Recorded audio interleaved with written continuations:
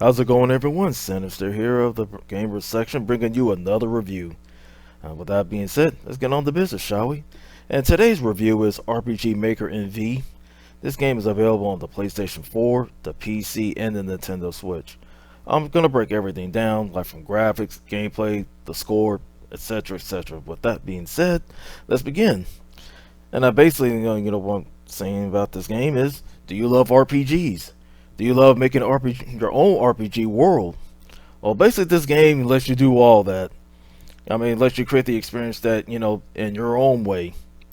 And then, of course, with that, anybody who loves RPG games, those play RPG games over the world, you're in for a treat. So, basically, gonna go over the graphics first, and then like seeing your character sprites.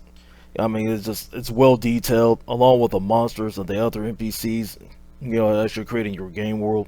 Of course, then I will explain more in the gameplay section of it. But however, when you begin your game, you have a tutorial that helps you, explain everything, like your ins and outs, like your commands, what you can do here in certain situations. You can add your text, so on and so forth. So, as for the gameplay itself, well, you think you can just go jump in your world and you just find your monsters here and there? So, well, not so fast.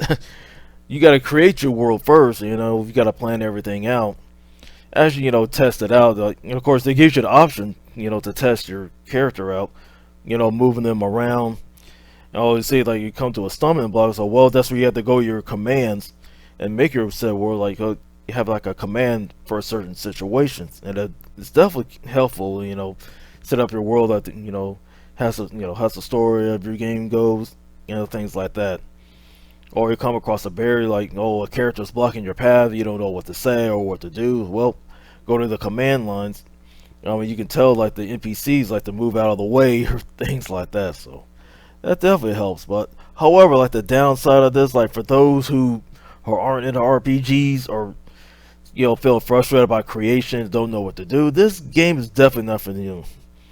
Of course, for anybody else trying to start out in this game, they're gonna find a very high difficulty curve trying to learn how to create your stuff. Like, I mean, it makes you look like you're coding, like in a program, like a computer program, or using Photoshop, like, for character sprites here and there, things like that. So, I mean, things like you feel like it's tedious, things like that.